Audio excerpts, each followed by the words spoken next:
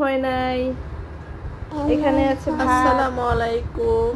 হ্যাঁ, বসো। তুমি খাইবা? তুমি খাইবা? কি খাইবা তুমি? তো তুমি এই ছোট খাবা হচ্ছে না? আমাদের আজকে দুপুরের খাওয়া দাওয়া।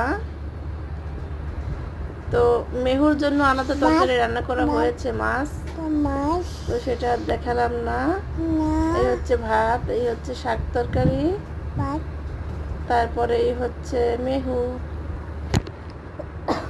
আমার পানির গ্লাস নিয়ে হলো।